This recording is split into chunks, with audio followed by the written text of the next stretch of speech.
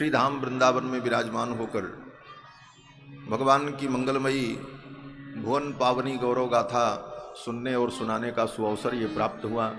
ये भगवान की बहुत बड़ी कृपा है। भगवान की जब विशेष कृपा होती है तो जीव को सत्संग का सौभाग्य प्राप्त होता है। भगवान की अकारण करुणा होती है तो जीव को सत्संग का सौभाग्य प्राप्त होता है।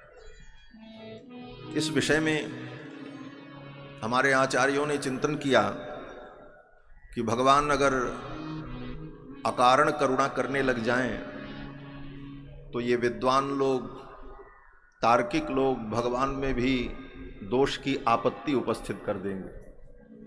वैषम्य नैर्घण्य दोष की आपत्ति हो जाएगी। बिना कारण के ही भगवान अगर कृपा करें तो जो भजन करे उस पर भी कृपा, जो भजन न करे उस पर भी कृपा। क्यों बोले बिना कारण की कृपा हो रही, तब तो बड़ी विषमता हो जाएगी और सारे नियम सिद्धांत फेल हो जाएं। अकारण कृपा भगवान कर दें तो फिर तो अंधेर नगरी चौपट राजा वाली स्थिति होगी। टकासेर भाजी टकासेर खाजा। तो कहते हैं फिर भगवान अकारण करुणा वरुणालय हैं, इसका अर्थ क्या है? तो हमारे आचार्यों ने कहा कि भगवान अगर अकारण कृपा करेंगे तो भगवान में वैषम्य और नैर्घण्य नाम के दोष की आपत्ति होगी। वेदांत ब्रह्मसूत्र में भी इसकी चर्चा की गई। तो कहते हैं भगवान जब कृपा करना चाहते हैं तो जीव के द्वारा होने वाले अज्ञात सुकृत का भगवान संचय करते हैं।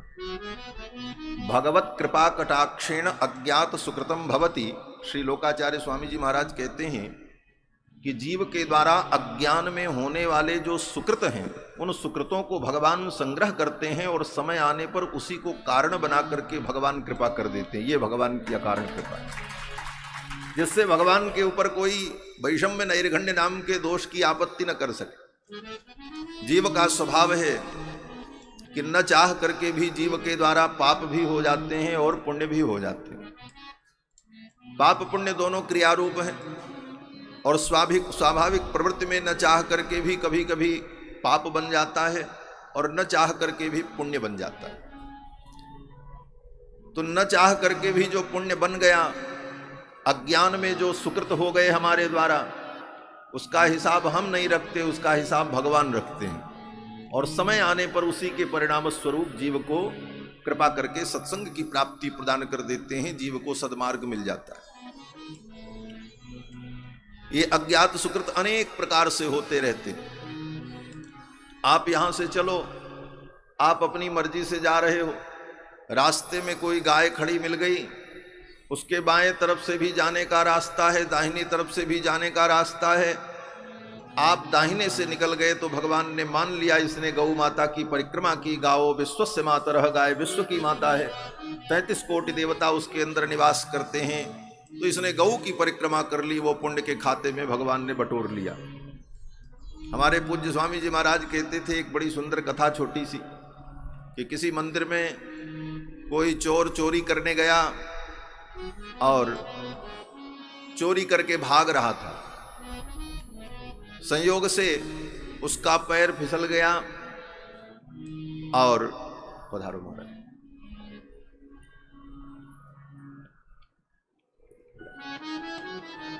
संयोग से उस चोर का पैर फिसल गया और वो मंदिर के सामने ही गिर पड़ा।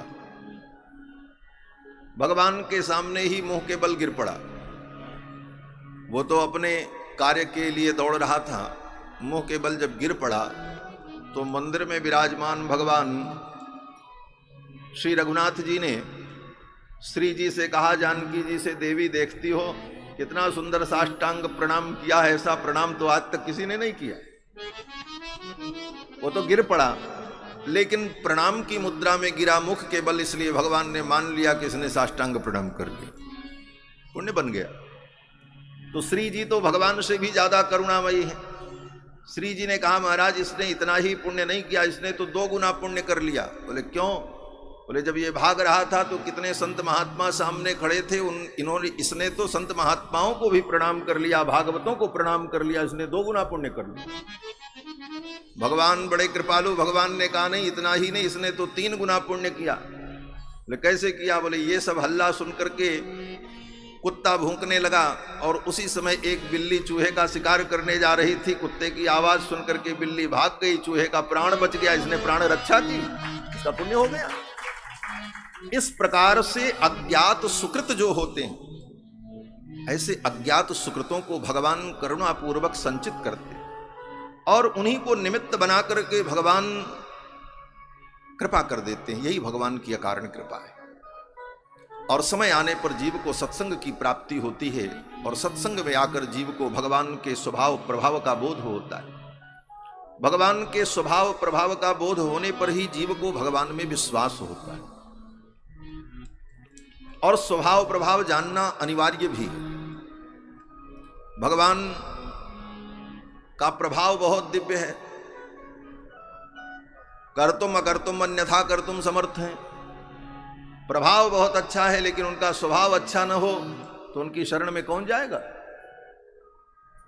कोई व्यक्ति आपका रक्षक बने, आप उसकी शरण में जाओ तो पहले उसके स्वभाव और प्रभाव 2 विषयों पर विचार करना पड़ता है। इतना प्रभावशाली हो कि जाने पर आपकी वो रक्षा कर सके, लेकिन प्रभाव के साथ साथ उसका स्वभाव भी इतना बड़ा हो, सुंदर हो, इतना सुंदर हो कि द्वार पर आए हुए व्यक्ति का वो तिरस्कार न करे, सबको स्वीकार करे, ऐसा स्वभाव भी। तो भगवान के इस स्वभाव और प्रभाव का बोध भगवान की कथा से होता है। मुख्य रूप से भगवान के स्वभाव प्रभाव का ही दिव्य अनुभव, इन्हीं 2 गुणों में सारे गुण भगवान के समाहित हो जाते हैं।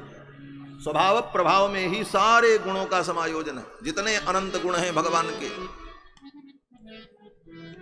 क्षमा शौशील्य वात्सल्य मार्दव आर्जव सौहार्द साम्य कारुण्य माधुर्य गांभीर्य चातुर्य स्थैर्य धैर्य शौर्य पराक्रम सत्यकाम सत्य संकल्प कृतित्व कृतज्ञता, भगवान के जितने दिव्यतम गुण हैं वे सारे गुण भगवान के इन्हीं 2 गुणों में मूल रूप से विद्यमान, स्वभाव प्रभाव। तो स्वभाव और प्रभाव का बोध सत्संग में आकर के ही होता है। जितनी कथाएं हैं वो कथाएं भी कहीं न कहीं रावणादि असुरों का भगवान ने वध किया, बोले ये उनका प्रभाव है। केवट और सबरी पर कृपा की, कुब्जा पर भगवान ने कृपा की, सुदामा नाम के माली पर कृपा की, ये भगवान का स्वभाव है। सारी कथाओं का सार केवल इतने में स्वभाव प्रभाव का अनुभव। और इसीलिए भगवान शंकर ने कहा, देवी भगवान के स्वभाव को जो जान लेता है वो भगवान का भजन छोड़ करके दूसरा काम करता ही नहीं।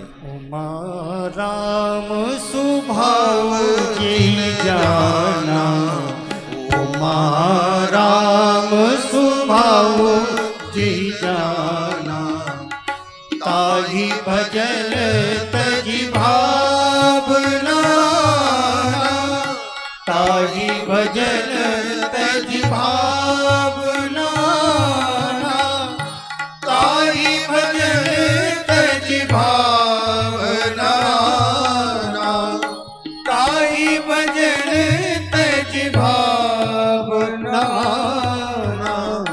उमा राम स्वभाव जिहि जाना, उमा राम स्वभाव जिहि जाना, उमा राम स्वभाव। भगवान के स्वभाव और प्रभाव को हम जान लें तो भगवान की शरणागति हमारी सफल हो जाती है। जयंत मां जानकी के वक्षस्थल में चोच प्रहार करके भागा, अनेक लोकों में भ्रमण किया, लौट करके भगवान की शरण में आया तो भगवान ने यही पूछा, ये बताओ तुमने ये चोच का प्रहार क्यों किया और अब शरण में क्यों आए?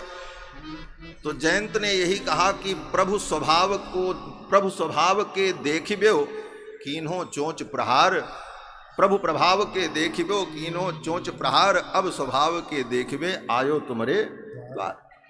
आपके प्रभाव को देखने के लिए चोंच का प्रहार किया और देख लिया महाराज प्रभाव। आप जिसको मारना चाहो उसको कोई बचा नहीं सकता।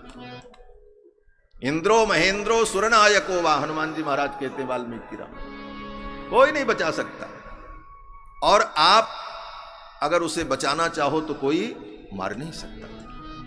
और आपका स्वभाव कि आपकी शरण में आ जाने पर मेरे जैसे पापी की भी रक्षा हो। इसीलिए यामुनाचार्य स्वामी जी महाराज आलवंदार स्तोत्र में भगवान के स्वभाव का अनुभव करते हुए कहते हैं, तादृशो वायसस्य प्रणत इति दयालु। तादृशो वायसस्य, ऐसा कौआ, हाँ, इतना बड़ा अपराधी।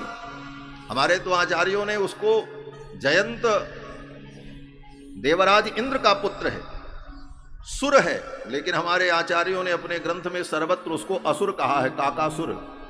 काकासुर शब्द से पूर्वाचार्यों ने यत्र तत्र संबोधित किया। काम तो असुर का किया और अपराध उसका कितना बड़ा है। कहते हैं कि रावण से भी बड़ा अपराध उसने किया। रावण ने तो केवल श्री जानकी जी को ले जाकर के अशोक वाटिका में चुपचाप बैठा दिया, एक बाल बांका नहीं किया, उनकी इच्छा के विपरीत उनका स्पर्श भी नहीं किया उसने। रावण ने तो केवल जानकी जी को ले जाकर के अशोक वाटिका में बैठा दिया, परिणाम उसके पूरे खानदान का विनाश हो गया। और जयंत ने इतना बड़ा अपराध किया, रक्त की धारा बहा दी और एक बार चोंच का प्रहार नहीं किया। वायस सहसागम्य विददार अस्तनांतरे, पुनः पुनः, वहां पर कहते हैं कि कई बार उसने चोंच का प्रहार किया और इसके बाद भी जयंत के प्राण की रक्षा हो गई। ये भगवान का स्वभाव। तादृशो वायसस्य प्रणत इति दयालु, ऐसे भगवान। तो भगवान के स्वभाव प्रभाव का बोध भगवान की कथाओं से होता है। इसीलिए बड़े बड़े ऋषि मुनि महात्मा भी भगवान के चरित्र को श्रवण करते। प्रायेण मुनयो राजन निवृत्ता विधिषेदता नैर्गुण्यस्थार मंते स्म गुणानुकथने हरे। प्रायेण मुनयो राजन निवृत्ता विधिषेदता, प्रायः जो मुनि महात्मा ज्ञानी जन विधि और निषेध से ऊपर उठ चुके हैं, जिनके लिए शास्त्र की कोई विधि नहीं है और जिनके लिए शास्त्र का कोई निषेध नहीं। शास्त्र तो विधि निषेध में, शास्त्र में जितने वाक्य हैं वो दो प्रकार के ही हैं, विधि अथवा निषेध। विधि निषेधमय कलिमल हरणी कर्म कथा रविनंदन बरनी। कर्म कथा जो कर्म का विषय है वो विधि निषेधमय और वो सबके लिए।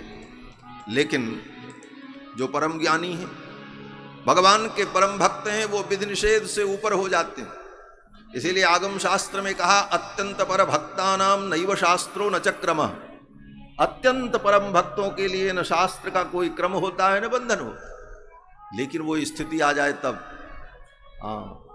इसको सुनकर के कोई ये सोचे कि अब हम परम भक्त हो गए, हमारे लिए शास्त्र का कोई बंधन नहीं, बोले पतन हो जाएगा। इतो भ्रष्ट ततो भ्रष्ट, न इधर के रहोगे न उधर के रहोगे। जब तक पूर्ण रूप से ज्ञान की सिद्धि न हो जाए, भक्ति की सिद्धि न हो जाए, तब तक कर्म का त्याग नहीं करना चाहिए। तो ऐसे महामुनि भी भगवान की कथा में रमण करते। जीवन मुक्त महामुनि जेऊ हरिगुण सुनत अघाहिनते, वे भी भगवान के चरित्र को सुनकर के कभी तृप्त नहीं होते। ऐसी भगवान की ये मंगलमयी कथा नैमिषारण्य के पावन क्षेत्र में श्री सूत जी महाराज ये पवित्र आख्यान श्रवण करा रहे हैं। कल हम सभी लोगों ने श्री भागवत जी की महिमा पर विचार किया, चर्चा की। आगे श्रीमद् भागवत महापुराण के प्रथम स्कंद में शौनकादि मुनियों के प्रश्न और फिर प्रथम स्कंद के द्वितीय अध्याय में श्री सूत जी महाराज भगवान को प्रणाम करके चर्चा प्रारंभ करते हैं। गुरुदेव को प्रणाम किया, श्री सुखदेव भगवान को, और फिर भगवान को प्रणाम किया। नारायणं नमस्कृत्य नरं चैव नरोत्तमं देवीं सरस्वतीं व्यासं ततो जय मुदीरये। और बड़े प्रसन्न हुए सूत जी महाराज ने कहा, हे शौनक, मुनयः साधु पृष्ठोहम भवद्भिर्लोक मंगलम।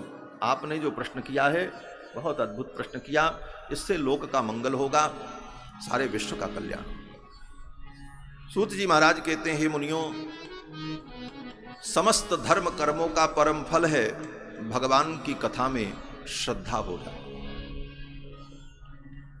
धर्म सुनुष्ठित पुंसाम विश्वक्सेन कथासु यः नोत्पादयेद् यदि रतिम श्रम एव हि केवलम। धर्म सुनुष्ठित पुंसाम, धर्मों का अनुष्ठान सुंदर ढंग से किया गया हो, खूब अच्छे ढंग से हमने धर्म का अनुष्ठान किया, तो उसका फल क्या होना चाहिए? कहते हैं उसका फल यही है, विश्वक्सेन भगवान की कथा में रुचि उत्पन्न हो जाए। और भगवान की कथा में रुचि नहीं उत्पन्न हुई, नोत्पादयेद यदि रतिम, तो कहते हैं श्रम ये वही केवलम, तुमने परिश्रम किया केवल सवेरे से शाम तक कर्मकांड अनुष्ठान प्रोक्षण पर्युक्षण करते रह गए, प्रोक्षण पर्युक्षण में ही सब कुछ समाप्त हो गया, उसका जो वास्तविक फल था भगवान के कथा में प्रीति वो प्राप्त नहीं हुआ। भगवान की कथा में प्रीति हो और फिर हमारा अंतःकरण शुद्ध हो, तब भगवान के चरणों की भक्ति उत्पन्न होती। ये कैसे होगा? तो कहते महापुरुषों की सेवा से, शुश्रूषा से, उनका सहवास करने से। स्यान महत् सेवया विप्राह पुण्य तीर्थ निषेवणा। महापुरुषों की सेवा, संत जनों की सेवा, तीर्थवास, पवित्र कर्म, ये सब हम कुछ करते रहते हैं तो धीरे धीरे हमारा अंतःकरण निर्मल हो जाता है। और अंतःकरण निर्मल होने पर भगवान के चरणों की नैष्ठिक भक्ति उत्पन्न होती। अब भगवान के स्वरूप का वर्णन करते हुए कहते हैं कि भगवान तो सब रूप में, जितने रूप हैं सब भगवान के ही, एक एक कण में भगवान विद्यमान है।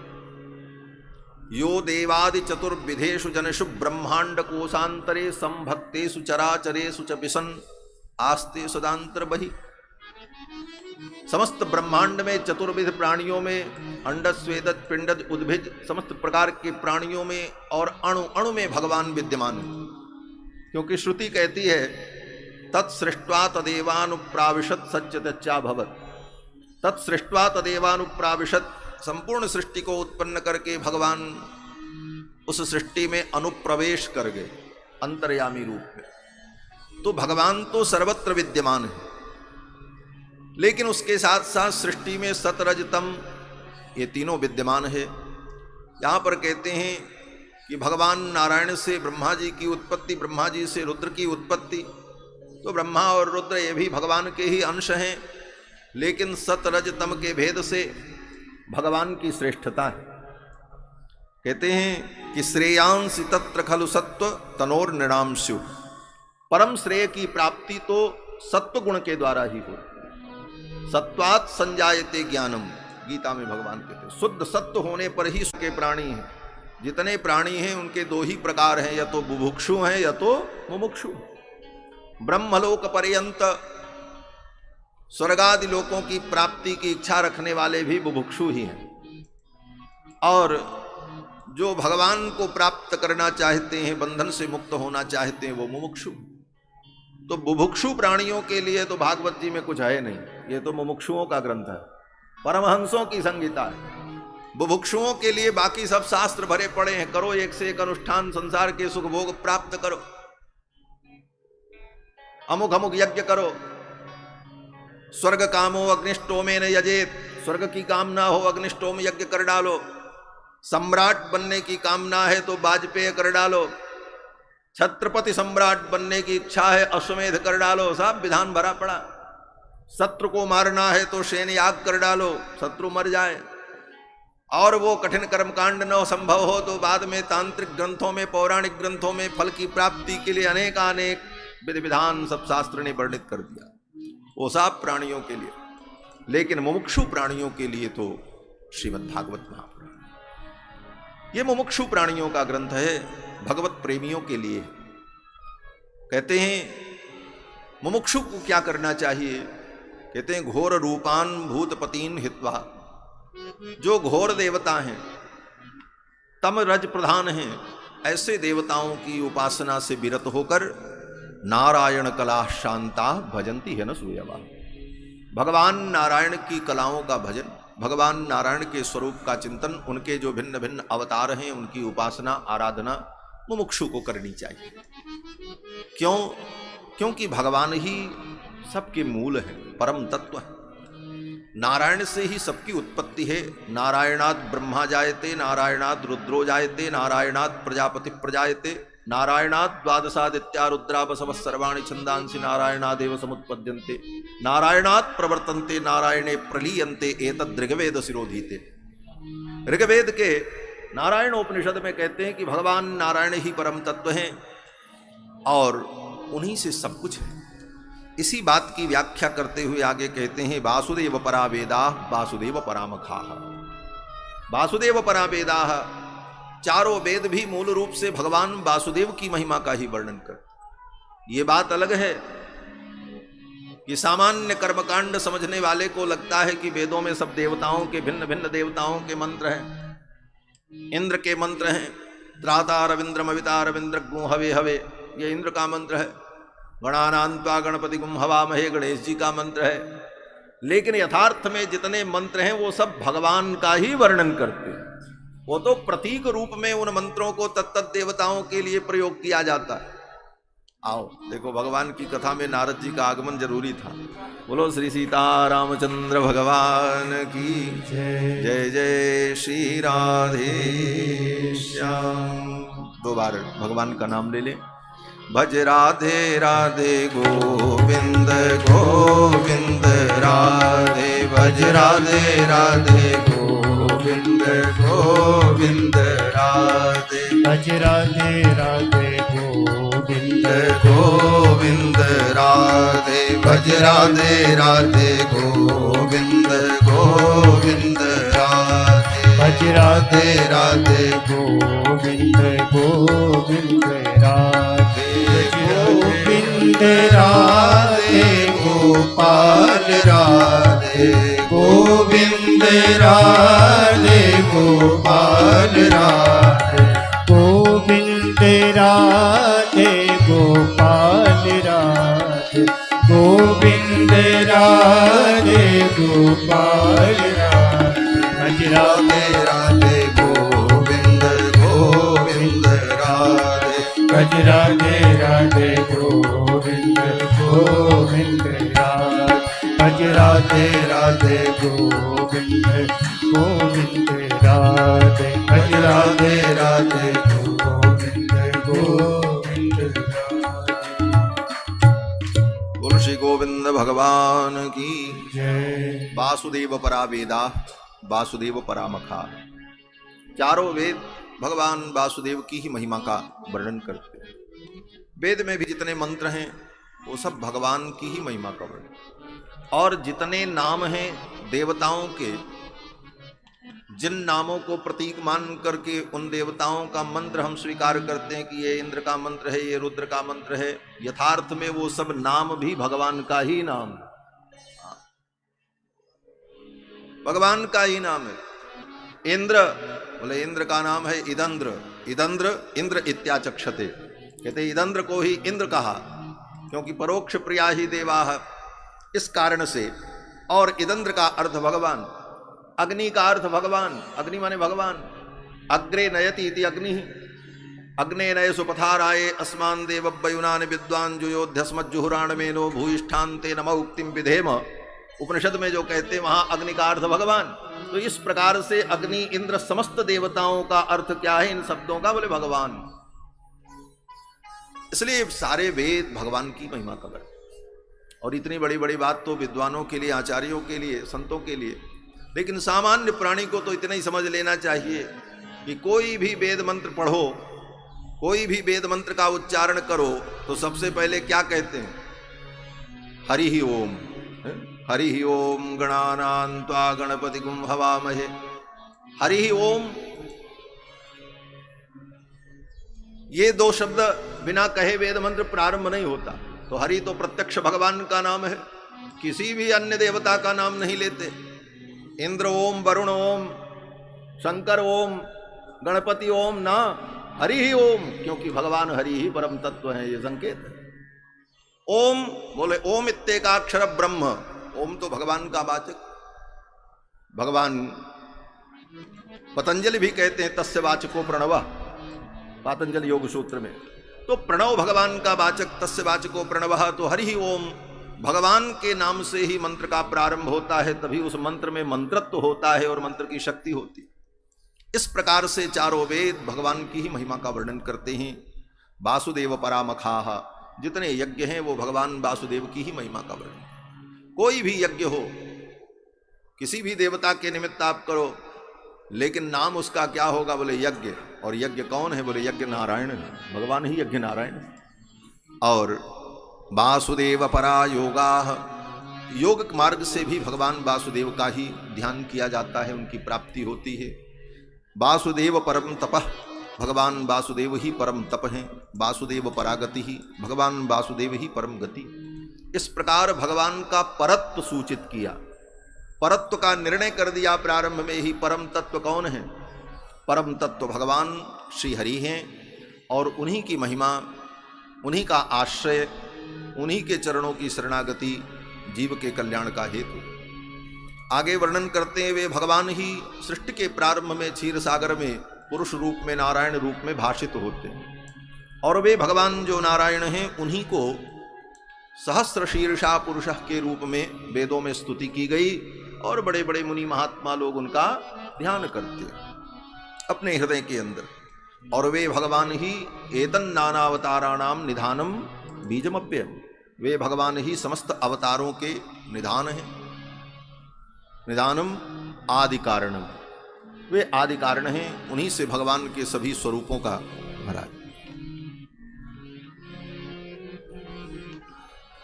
बोलो श्री सीतारामचंद्र भगवान की जय।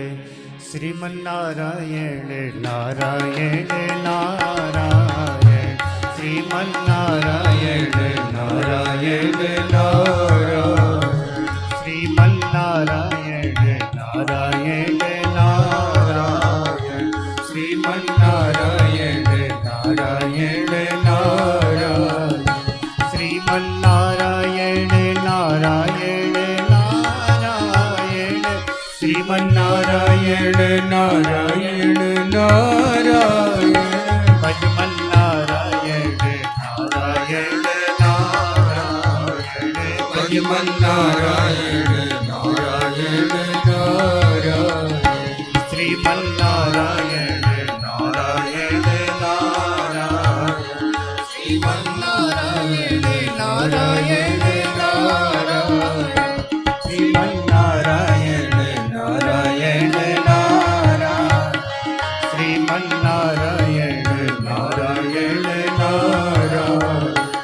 श्रीमन्नारायण नारायण नारायण, श्रीमन्नारायण नारायण नारायण, श्रीमन्नारायण नारायण नारायण, श्रीमन्नारायण नारायण नारायण, श्रीमन्नारायण नारायण नारायण, भजमन्नारायण नारायण नारायण, भजमन्नारायण नारायण नारायण, श्रीमन्नारायण नारायण नारायण, भजमन्नारायण नारायण नारायण।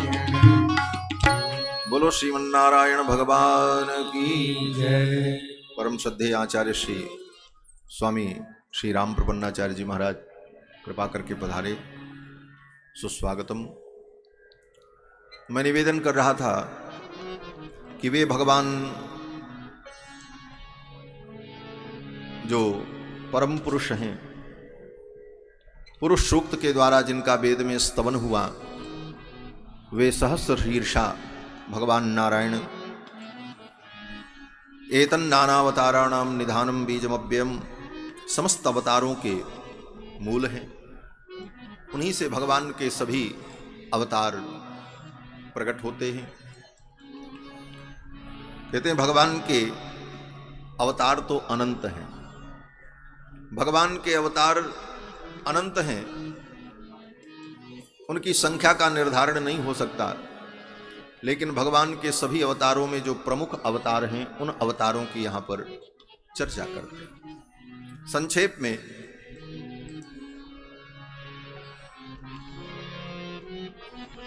वाह, जय जय सरकार। जय जय राधा रमण हरि बोल, जय जय राधा रमण हरि बोल, जय जय राधा रमण हरि बोल, जय जय राधा रमण हरि बोल, जय जय राधा रमण रमण हरि बोल, जय जय राधा रमण हरि बोल, जय जय राधा रमण हरि बोल, जय जय राधा रमण हरि बोल, जय जय राधा रमण हरि बोल, जय जय राधा रमण हरि बोल, जय जय राधा रमण हरि बोल, जय जय राधा रमण हरि बोल, जय जय राधा रमण प्यारो राधा रमण, जय जय राधा रमण प्यारो राधा रमण, जय जय राधा रमण प्यारो राधा रमण, जय जय राधा रमण प्यारो राधा रमण, जय जय राधा रमण प्यारो राधा रमण, जय जय राधा रमण प्यारो राधा रमण, जय जय राधा रमण प्यारो राधा रमण, जय जय राधा रमण प्यारो राधा रमण, जय जय राधा रमण प्यारो राधा रमण, जय जय राधा रमण प्यारो राधा रमण, जय जय राधा रमण हरि बोल, जय जय राधा रमण हरि बोल, जय जय राधा रमण हरि बोल, जय जय राधा रमण हरि बोल, जय जय राधा रमण हरि बोल, जय जय राधा रमण हरि बोल। श्री राधा रमण भगवान की जय। भगवान के अनंत अवतार है। भगवान के अवतार की संख्या कोई निर्धारित नहीं कर सकता। जैसे भगवान का सब कुछ अनंत है तो अवतार भी अनंत है। हरि अनंत हरि कथा अनंत। और उस अनंत में भी एक एक अवतार अनंत अनंत बार हुए। भाई हर कल्प में भगवान का अवतार जब होता है तो रामावतार भी अनंत बार हो चुका, क्योंकि अनंत काल से सृष्टि है, पता ही नहीं है सृष्टि कब से है, अनंत काल से। तो अनंत काल से जो सृष्टि चल रही है और अनेक बार अनंत बार प्रलय और सृष्टि हुई और अनंत अनंत कल्प बीते, तो अनंत अनंत कल्पों में अनंत अनंत बार कृष्णावतार श्री रामावतार सारे अवतार हुए, अनंत सब कुछ। फिर भी उन भगवान के अनंत अवतारों में जो प्रमुख हैं उन अवतारों का हम लोग अनुभव करते हैं जितना हमारी मति में समाता है। बाकी संपूर्ण विषयों का वर्णन तो स्वयं भगवान भी नहीं कर सकते। भगवान से भी कोई कहे भाई आप अपने अवतार का और अपनी समस्त लीलाओं का वर्णन कर दो, तो भगवान भी असमर्थ हो जाएंगे। बोले भगवान भी असमर्थ हो जाएंगे तब तो उनकी सर्वज्ञता बाधित हो जाएगी। भाई सर्वज्ञ का मतलब सर्वम जानाति इति सर्वज्ञ, यह सर्वज्ञ सर्वविद। वेद कहता है जो सर्वज्ञ हैं सर्वविद हैं। यह सर्वज्ञ सर्वविद परास्य शक्तिर विविधैव श्रूयते स्वाभाविकी ज्ञान बल क्रिया च। तो फिर उनकी सर्वज्ञता किस काम की जब उनको अपने ही अनंत अनंत अवतार और लीलाओं का बोध न हो, तब उनको नहीं याद रहता। तो कहते हैं देखो इसका उत्तर बड़ा सुंदर है। क्या इसका उत्तर हमारे आचार्य कहते हैं व्योमाम भोजमिदंतया खलु विदन भ्रांतो यमित्युच्यते। कहते हैं जैसे जो चीज अंतहीन है, जिसका कोई अंत हो ही नहीं सकता, तो उसको उसके अंत को न पाना ही सर्वज्ञता है, वही सर्वज्ञता है। अगर कोई कह दे कि नहीं नहीं हम इसका अंत पा गए, बोले तो वो सर्वज्ञ नहीं है, वो भ्रमित है। जैसे व्योमाम भोज आकाश कमल, आकाश कमल नाम का कोई पदार्थ नहीं होता। आकाश कमल एक कल्पित पदार्थ है, आकाश में कोई कमल नहीं होता। तो कोई व्यक्ति सर्वज्ञ आ जाए, कहे कि हम सर्वज्ञ हैं, भगवान ही सर्वज्ञ हैं, तो उनसे कोई कहे भाई आप अगर आप सर्वज्ञ हैं, सब कुछ जानते हैं, तो क्या आकाश कमल को आप जानते हैं? तो अगर वो कह दें कि हाँ हम सर्वज्ञ हैं, सब जानते हैं, इसलिए आकाश कमल को भी जानते हैं, बोले सर्वज्ञता बाधित हो जाएगी। क्यों? बोले जब आकाश कमल होता ही नहीं तो उसको जानने का प्रश्न ही नहीं। उसको आप अगर जानने का दावा करते हैं, इसका मतलब आपकी सर्वज्ञता संदिग्ध हो गई। उसी प्रकार से कहते हैं भगवान की लीलाएं, भगवान के अवतार अनंत हैं, इसलिए इसका अंत स्वयं भगवान भी नहीं पाते, फिर भी उनकी सर्वज्ञता सुरक्षित है। सर्वज्ञता में कोई प्रश्न चिन्ह नहीं होगा। तो भगवान के अनंत अवतार, अनंत रूप, उनका कोई अंत नहीं, फिर भी भगवान के प्रमुख अवतारों का हम वर्णन करते हैं, चिंतन करते हैं, उन लीलाओं का आनंद अनुभव करते हैं। सर्वप्रथम यहां पर भगवान के अवतार का संक्षेप में वर्णन किया। भगवान का प्रथम अवतार सनकादिकों के रूप में, द्वितीय अवतार भगवान का वराह के रूप में, तीसरा अवतार भगवान का देवर्षि नारद के रूप में, चौथा अवतार भगवान का नरनारायण के रूप में, पांचवा अवतार भगवान का कपिल मुनि के रूप में, छठवां अवतार भगवान का दत्तात्रेय के रूप में, सातवां अवतार भगवान का यज्ञ नारायण के रूप में, आठवां अवतार भगवान का ऋषभदेव के रूप में, नौवां अवतार भगवान का पृथु के रूप में, और 10वां अवतार भगवान का मत्स्यावतार मछली के रूप में, 11वां अवतार कूर्मावतार और 12वां अवतार धन्वंतरि के रूप में, 13वां अवतार भगवान का वहीं समुद्र मंथन के प्रसंग में मोहिनी रूप में, 14वां अवतार भगवान का नरसिंह रूप में, 15वां अवतार भगवान का वामन के रूप में, पंचदशम वामनकम, और 16वां अवतार भगवान का परशुराम जी के रूप में, 17वां अवतार भगवान का वेदव्यास जी के रूप में, और 18वां अवतार भगवान का श्री अयोध्या धाम में भगवान श्री रघुनाथ जी के रूप, नरदेवत्वमापन्न सुरचार कार्य चिकीर्षया। भगवान अयोध्या में श्री रघुनाथ जी के रूप में प्रकट हुए, और भगवान का 19वां अवतार श्री बलराम जी के रूप में, 20वां अवतार भगवान श्री कृष्ण के रूप में, 21वां अवतार बुद्धावतार, और 22वां अवतार भगवान का कल्कि के रूप में आगे होगा। बुद्धावतार जो यहाँ पर है, ये बुद्ध भगवान की पंक्ति जो यहाँ पर कही गई, उस पर विचार करने पर लगता है कि वर्तमान में जिसको सारी दुनिया बुद्ध मानती है वे बुद्ध ये नहीं है। क्यों बोले, यहाँ पर कहते हैं बुद्धो नामना जनसुतः कीकटेषु भविष्यति। कीकट देश में बुद्ध भगवान का अवतार होगा, ऐसी भविष्यवाणी वेदव्यास जी ने की।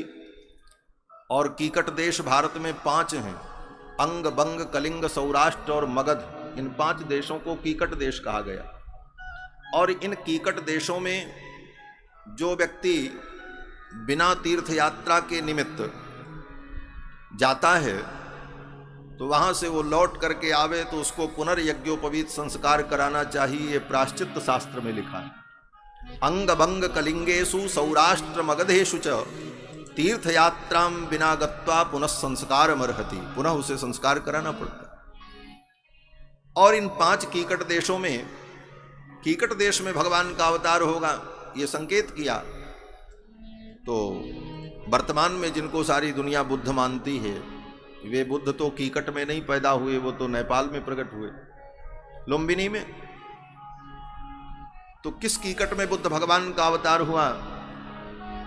तो आचार्य जन कहते हैं कि 5 कीकट देशों में जो मगध नाम का कीकट है, उस मगध देश में बुद्ध भगवान का अवतार हुआ। और वो स्थान कौन है? बोले बोध गया है, वो बुद्ध भगवान की जन्मस्थली। वहीं बुद्ध भगवान प्रादुर्भाव बुद्ध भगवान का होता है। और वहीं बुद्ध भगवान के प्रादुर्भाव स्थल पर पहुंच करके गौतम बुद्ध ने भी साधना की, तो उनको भी बुद्धत्व की प्राप्ति हुई। ये ऐसा अनुमान आचार्य लोग करते हैं। तो भगवान का बुद्धावतार आगे कल की अवतार होगा। और फिर कहते हैं कि बाकी जितने रूप हैं, जीव जंतु, संपूर्ण सृष्टि, सब भगवान का ही रूप है, ऐसा मान। अंत में यही कहा। और ये भाव भक्तों के लिए भी ग्राह्य है। श्री राम मैं सब जग जानी, करहूं प्रणाम जोर जुग पानी, यत्किंच भूतम प्रणमेद अनन्यः। और इसके बाद श्री शौनक जी महाराज को कथा सुनाते हुए सूत जी कहते हैं कि मैंने अपने गुरुदेव भगवान श्री सुखदेव जी से जो सुना है, वो मैं आपको सुनाऊंगा। अहम चाध्यगमम तत्रो निविष्टस्तत् अनुग्रहात् सूत जी कहते हैं कि हमने जो अधिगम किया, जो हमने सुखदेव भगवान से श्रवण करके उनके अनुग्रह से प्राप्त किया, सोहम वह श्रावयिष्यामि, वही मैं आपको सुनाऊंगा, अपने मन से नहीं सुनाऊंगा। यही कथा की परंपरा है। परंपरा से, गुरु परंपरा से, संप्रदाय से जो प्राप्त है वही ज्ञान हम आगे बढ़ाएं। मनमाना कहना या मनमानी चीजें मिला करके कहना ये अपराध है। परंपराया जो प्राप्त है, इसीलिए सभी वक्ता यही कहते हैं हमने अपने गुरुजी से जो सुना वो हम आपको सुना रहे हैं। उनसे पूछो तो वो कहते हैं हमने अपने गुरुजी से जो सुना वो सुना रहे हैं। यही सांप्रदायिक ज्ञान है, इसी को सांप्रदायिक ज्ञान कहते हैं। आजकल तो ये सांप्रदायिक शब्द भी बड़ा दूषित हो गया। किसी को कह दो कि महाराज ये सांप्रदायिक हैं, अरे महाराज तब तो आफत हो जाएगा, ये तो सांप्रदायिकों को अंदर करो, बंद करो। सांप्रदायिकता आज के समय में दोष माना जाता है आधुनिक शिक्षा पद्धति में, आधुनिक चिंतकों के लिए। लेकिन हमारे यहाँ भारतीय परंपरा में संप्रदाय को ही सर्वश्रेष्ठ माना गया। संप्रदाय के ज्ञान से रहित जिसका ज्ञान है वो ज्ञान किसी काम का नहीं है, दो कौड़ी का है। संप्रदाय ज्ञान रहितत्वात् स्वयं मूढ़ो अन्यान व्यामोहयति। जो सांप्रदायिक ज्ञान से रहित है वो स्वयं मूढ़ है और दूसरे को भी मूर्ख बनाता है। इसलिए सांप्रदायिक ज्ञान, संप्रदाय परंपरा से प्राप्त ज्ञान का ही हमारे यहाँ सदा से आदर हुआ, उसी को हमारे यहाँ स्वीकार किया गया। इसी बात को यहाँ पर श्री सूत जी महाराज भी कहते हैं, सोहम वह श्रावयिष्यामि यथाधीतम यथामति। यथाधीतम जो हमने पढ़ा है, सूत जी महाराज ने पढ़ा। सुखदेव जी तो कथा सुना रहे थे राजा परीक्षित को, और वहीं बैठ करके सूत जी ने सुना। लेकिन सूत जी कहते हैं यथाधीतम, हमने जो अधीत किया, पढ़ा, तो ये पढ़ने की पद्धति कहते हैं। हाँ, कथा तो श्री सुखदेव जी राजा परीक्षित को सुना रहे थे, लेकिन समस्त प्राणियों का कल्याण करने के लिए मानो सूत जी को श्री सुखदेव जी महाराज पढ़ा रहे थे। ये पढ़ाने का भाव कहां से आया? यथाधीतम सूत जी अनुभव करते हैं और कहते हैं कि जब मेरे गुरुदेव भगवान राजा परीक्षित को कथा सुना रहे थे तो कई बार मेरे ओर भी देखते थे, अनुग्रह करके मेरे ऊपर भी उनकी दृष्टि पड़ती थी। और कोई बात अगर हमें नहीं समझ में आती थी तो मेरे मुखमंडल को देख करके ही उनको अनुभव हो जाता था ये बात इसे स्पष्ट नहीं हुई, तो उस बात को पुनः वो सुना देते थे। इस दृष्टि से श्री सूत जी महाराज कहते हैं यथाधीतम, अर्थात गुरुदेव ने हमको मानो पढ़ाया है, हमने इसको पढ़ा है। यथाधीतम पढ़ाया तो उन्होंने बहुत, लेकिन हमारी मति का पात्र जितना बड़ा था उतना ही हम संग्रह कर सके, यथामति। इसलिए यथाधीतम यथामति, उतना हम आपको सुनाएंगे। श्री शौनक जी ने कहा, श्री सुखदेव महाराज तो परमहंस, वीतरागी, कहीं भी अस्थायी रूप से न रुकने वाले विचरणशील यति, ऐसे परमहंस श्री सुखदेव जी ने इतना समय निकाल करके इतनी बड़ी संहिता को कैसे उन्होंने ग्रहण किया और कैसे पढ़ा, और इस भागवत जी का प्रादुर्भाव कब हुआ? इन सारे प्रश्नों का उत्तर देते हुए सूत जी महाराज कहते हैं कि द्वापरे समनुप्राप्ते तृतीये युग पर्यये जातः पराशराद् योगी वासव्याम कलया हरे। द्वापर युग के प्रारंभ में श्री पराशर महर्षि की पत्नी के गर्भ से जातः पराशराद् योगी वासव्याम कलया हरे, वासवी देवी के गर्भ से भगवान का वेद व्यास जी के रूप में प्रादुर्भाव होता है। अब यहां से भगवान के अवतार शुरू हो गए। प्रथम अवतार वेद व्यास जी का अवतार, बोलो श्री वेद व्यास भगवान की जय। भिन्न भिन्न अवतारों का वर्णन और उनकी लीलाओं का वर्णन, तो वेद व्यास जी महाराज का यह अवतार हो रहा है। सूत जी कहते हैं पराशर महर्षि की पत्नी के गर्भ से भगवान नारायण ही वेद व्यास के रूप में प्रकट हुए, और उन्होंने वेद की 4 संहिताओं का विभाग किया और 17 पुराण की रचना की, महाभारत की रचना की, वेदों का ही व्याख्यान पुराण के रूप में किया। इतिहास पुराणाभ्याम वेदम समुपबृंहयेत। इतिहास पुराण के द्वारा ही वेद का समुपब्रह्मण होता है। इतिहास पुराण के द्वारा ही वैदिक सिद्धांत को सुगम और सरल बना करके उसे व्यास जी विस्तृत करते हैं। लेकिन इतना सब करने के बाद भी श्री वेद व्यास जी महाराज को शांति का अनुभव नहीं हो रहा है। वेद व्यास जी कहते हैं ये सब मैंने इसीलिए किया कि उन प्राणियों का भी कल्याण हो जो लोग वेद का अध्ययन नहीं कर सकते। स्त्री शूद्र द्विज बंधु नाम तई न श्रुति गोचरा। स्त्री और शूद्र और द्विज बंधु माने जो ब्राह्मण बंधु हैं। ब्राह्मण बंधु का मतलब जन्म से तो ब्राह्मण है, लेकिन ब्राह्मण का एक भी संस्कार उनके अंदर नहीं है, वो केवल जन्म मात्र ब्राह्मण, इसलिए द्विज बंधु। ये भारतीय संस्कृति और संस्कृत भाषा का कितना उदात्त रूप है कि किसी की कमी को भी कहना होता है तो कितने सुंदर शब्दों में कहा जाता है, द्विज बंधु। द्विज बंधु कहो तो द्विज बंधु का मतलब वो ब्राह्मण जो ब्राह्मण केवल नाम का ब्राह्मण है, कर्महीन है, तो सीधे कर्महीन न कह करके कहते हैं द्विज बंधु। द्विज बंधु है। ऐसे लोग वेद पढ़ने के अधिकारी नहीं। स्त्री को भी वेद नहीं पढ़ना चाहिए और शूद्र के लिए वेद पढ़ने का निषेध है। और अनुपनीत संस्कारहीन ब्राह्मण भी वेद नहीं पढ़ सकता। आजकल स्त्रियां गायत्री मंत्र का जप कर रही हैं, जो अनर्थ हो रहा है। कई संस्थाएं ऐसी हैं जैसे गायत्री परिवार इत्यादि, ये सब समाज को भ्रमित करने वाले लोग हैं और कहते हैं स्त्रियों को भी कि गायत्री मंत्र का जप करो, और तो और उनको यज्ञोपवीत पहना देते हैं। स्त्रियां भी यज्ञोपवीत पहन करके गायत्री मंत्र का जप कर रहे हैं। इस अनर्थ से संसार का कल्याण नहीं होगा। इस मनमाने आचरण से लोगों का और पतन होगा। और जो स्त्रियां धर्म के विरुद्ध, वेद के विरुद्ध यज्ञोपवीत पहन करके गायत्री मंत्र का जप करेंगी, उनको तो नरक में ही जाना पड़ेगा। ब्रह्मा भी उनको नहीं बचा सकते, पक्की बात। शास्त्र की अवहेलना करके, सिद्धांत की अवहेलना करके आप जो धर्म करोगे वो धर्म नहीं होगा, अधर्म होगा। धर्म क्या है? अजामिल उपाख्यान में कहते हैं वेद प्रणहितो धर्मो ह्यधर्मस्तद विपर्यया। वेद प्रणहितो धर्मो, वेद जो कहता है वो धर्म है। वेद जो विधान करता है वो धर्म है। वेदात् धर्मो ही निर्बभो धर्मम जिज्ञासमानानाम प्रमाणम परमम श्रुति। ये सारे वाक्य यही कहते हैं कि धर्म क्या है, बोले जो वेद कहे वो धर्म। और वेदों ने ऐसी आज्ञा नहीं दी स्त्रियों को कि वो गायत्री मंत्र का जप करें, वेद का अध्ययन करें, संहिताओं को पढ़ें। तो उसके विपरीत उनको कार्य नहीं करना चाहिए। तो ऐसी स्त्रियों का और अन्य लोगों का जो वेद का अध्ययन नहीं कर सकते, उनका कल्याण कैसे हो? बोले उन्हीं के हित के लिए वेदों के रहस्य को पुराण के रूप में और महाभारत के रूप में वेद व्यास जी ने प्रकट किया।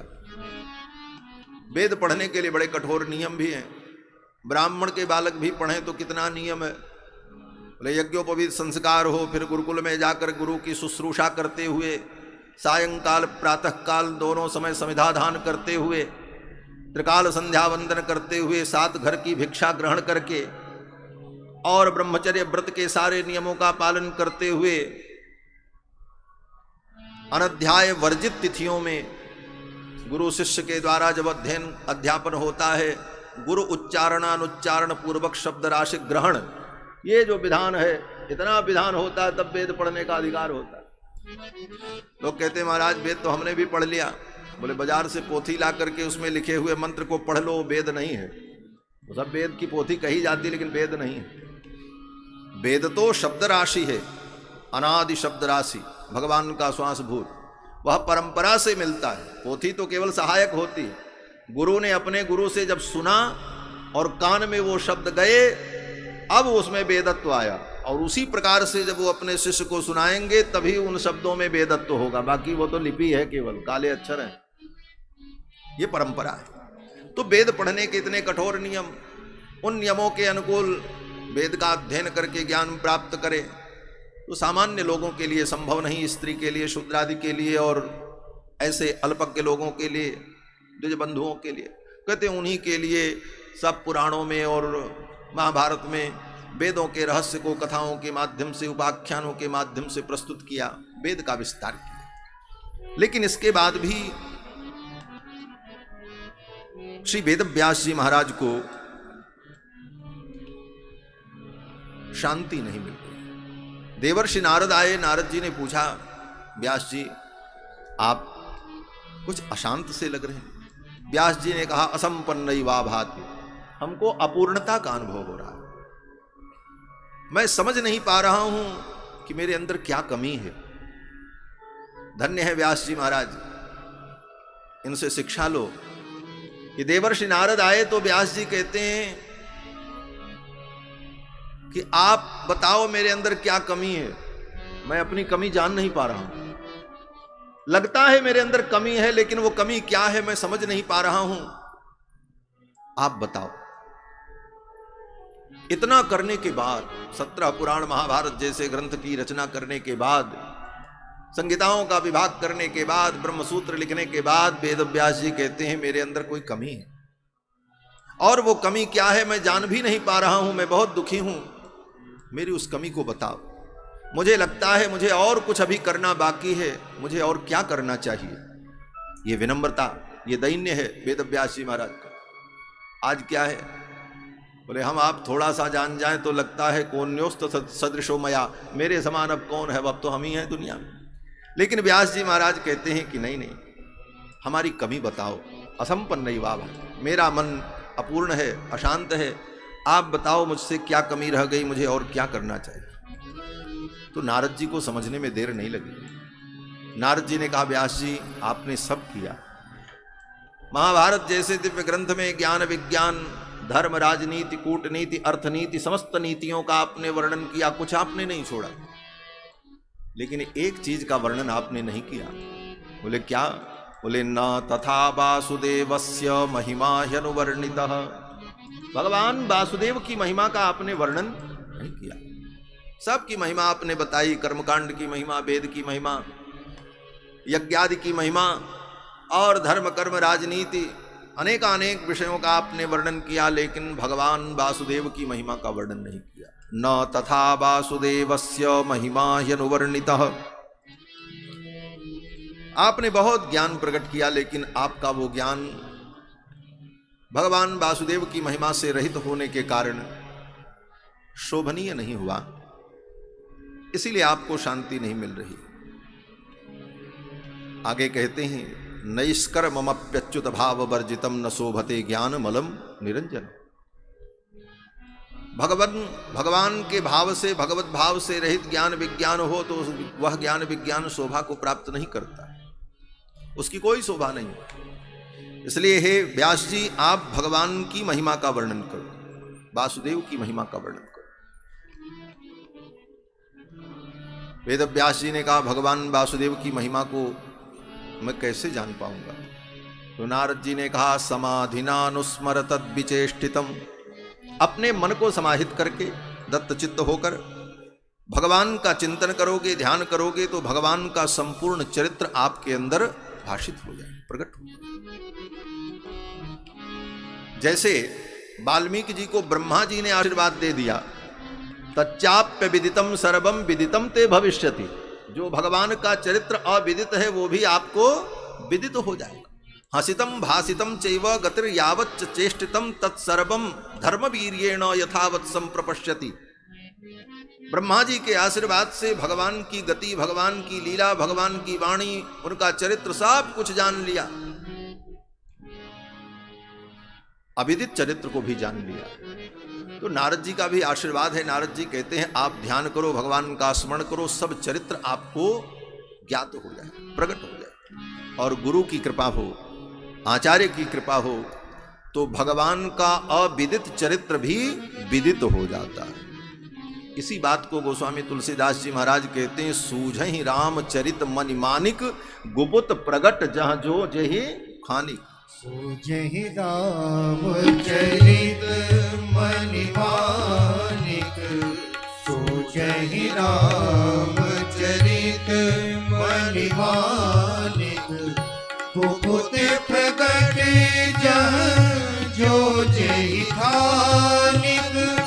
गुप्त प्रगट जहाँ जो जेहि खानिक गुप्त प्रगट जहाँ जो जेहि खानिक गुप्त प्रगट जहाँ जो जेहि खानिक सुजहि रामचरित मणिमाणिक सुजहि रामचरित मणिमाणिक गुप्त प्रगट जहाँ जो जेहि खानिक गुप्त प्रगट जहाँ जो जेहि खानिक गुप्त प्रगट जहाँ जो जेहि खानिक गुप्त प्रगट जहाँ जो जेहि खानिक सुजहि रामचरित मणिमाणिक सुजहि रामचरित सुजहि रामचरित सुजहि रामचरित। भगवान का चरित्र गुरु की कृपा से, भगवान की कृपा से, आशीर्वाद से हृदय में प्रकट हो जाता है, वो दिखाई पड़ने लगता है। इसका उदाहरण बोले, बस एक पंक्ति कहेंगे, इशारा आप समझ लेना। गोस्वामी जी महाराज वर्णन करते हैं कि भगवान ने जानकी जी से कहा कि आप अग्नि में निवास करो, तुम पावक मह करो निवासा, जबलक करो निशाचर नासा, लक्ष्मण हूं यह मरम न जाना। बगल में साथ रहने वाले लक्ष्मण जी जो भगवान के द्वितीय प्राण हैं, वही प्राण इवापरः, वो नहीं जान पाए। तो प्रश्न है, फिर गोस्वामी जी कैसे जान गए? आपने कैसे लिख दिया कि भाई जब लक्ष्मण जी नहीं जान पाए तो गोस्वामी जी आपको कैसे पता चला? तो बोले वही पंक्ति लागू हो जाएगी, सूझहि रामचरित मनमानिक गुप्त प्रगट जहाँ जो जेहि खानिक। भगवान की कृपा हो, गुरुदेव की कृपा हो, तो भगवान के गुप्त से गुप्त चरित्र भी प्रकट हो जाते, दिखाई पड़ने लगते। देवर्षि नारद ने अपने पूर्व जन्म का वृत्तांत बताया। मैं भी ऐसे ही था, मैं तो दासी पुत्र था। मेरी माँ संत महात्माओं के घर में सेवा करती थी, आचार्यों के घर में सेवा करती थी, लेकिन संतों की कृपा हो गई, मेरा जीवन बदल गया। कुछ संत जन आए, महापुरुष आए, उनकी सेवा में मेरी माँ भी रहती थी, मैं भी सेवा करता, और उनका जो उच्छिष्ट जूठन प्रसाद बचता था, उसके सेवन से हमारी बुद्धि शुद्ध हो गई, निर्मल हो गई। संतों के उच्छिष्ट प्रसाद सेवन से बुद्धि निर्मल हो जाती, पवित्र। उच्छिष्ट माने जूठा, जूठा खाना पाप भी है और पुण्य भी, दोनों। कोई भी क्रिया जो होती है वो पाप भी हो सकती है, पुण्य भी हो सकती है। अब निर्णय कैसे होगा? बोले काल, परिस्थिति, स्थान और व्यक्ति के भेद से वही क्रिया पाप भी बनती है और वही पुण्य भी हो जाती है। काल, स्थान, परिस्थिति के भेद से। अब जैसे सामान्यतया कोई व्यक्ति शराब पी ले, सुरापान कर ले तो पतित हो जाता। 5 महापापों में सुरापान को महापाप माना। ब्रह्म हत्या सुरापानम, ब्रह्म हत्या और सुरापान ये महापाप है। लेकिन वही सुरा, लेकिन पीने का स्थान दूसरा, पीने का अधिकारी दूसरा, विधि दूसरी, और वो शास्त्र के निर्देश में बोले तब वो पुण्य हो जाता है। कहां? बोले श्रौतामण्याम सुराम पिबेत, ये वेद कहता है। श्रौतामणि याग में वो दैवी सुरा का जो याग होता है, उसका अवशिष्ट प्रसाद पान किया जाता है, उससे पाप नष्ट हो जाते, वहां पर वो धर्म है। लेकिन वही सुरा अन्यत्र पी लो तो महापाप। वही श्रौतामणि याग की बची हुई सुरा को बलराम जी पीते थे, वारुणी जो थी। याग का अवशिष्ट वह क्षत्रियों के लिए विहित है, उसमें कोई दोष पाप नहीं है। लेकिन शास्त्र के इस मीमांसा के सिद्धांत को जो लोग नहीं जानते, उन्होंने कहा अरे बलराम जी तो दारू पीते थे, शराब पीते। सारी दुनिया में प्रपंच हुआ। कारण कि धर्म का निर्णय शास्त्र के आधार पर होता है। वही क्रिया कहाँ धर्म होती है, किसके लिए धर्म होती है, किसके लिए अधर्म होती है, इस विभाग को जब तक आप नहीं जानेंगे तो धर्म का वास्तविक निर्णय नहीं समझ पाएंगे, आप भ्रमित हो जाएंगे। तो बंधुओं, वही क्रिया, वही वस्तु, स्थान, व्यक्ति और पात्र के भेद से धर्म अधर्म होता है। जैसे एक उदाहरण अभी दिया, एक ब्राह्मण बालक उपनीत, जिसका उपनयन संस्कार हो गया है, वो व्यक्ति गायत्री मंत्र का जप करे तो धर्म, और स्त्री गायत्री मंत्र का जप करे तो अधर्म। पात्र काल आदि के भेद से वही धर्म अधर्म बनता है। तो उसी प्रकार से उच्छिष्ट खाना, जूठा खाना पाप है। उच्छिष्ट सेवन करने से बुद्धि भ्रष्ट हो जाती है। लेकिन संत महापुरुष ज्ञानी भगवान के परम भक्त हों, उनका उच्छिष्ट खाया जाए तो बुद्धि शुद्ध हो जाती, पवित्र हो जाती, वो धर्म है। यही अंतर है। अपने से श्रेष्ठ आचरण संपन्न व्यक्ति का उच्छिष्ट सेवन करने से बुद्धि निर्मल हो जाती। नारद जी कहते हैं, उन संत महात्माओं का शीत प्रसाद, उच्छिष्ट प्रसाद सेवन करने से हमारी बुद्धि निर्मल हो गई। उन्होंने कृपा करके भगवान के ध्यान की विधि बताई और भक्ति का उपदेश किया। फिर वे लोग चले गए, महात्मा लोग। मैं अपनी माँ के साथ रहता था। एक दिन मेरी माँ गाय धोने के लिए गई, एक सर्प ने उसे काट लिया। सर्प के काटने पर मेरी माँ की मृत्यु हो गई। मेरी माँ मर गई तो मुझे बड़ा दुख हुआ। नारद जी कहते हैं दुख भी हुआ और फिर मन को शांति और समाधान भी मिला कि चलो भगवान की यही इच्छा थी, इसको भी मैंने भगवान का अनुग्रह ही माना। अनुग्रहम मन्यमानः प्रातिष्ठम दिश उत्तरा।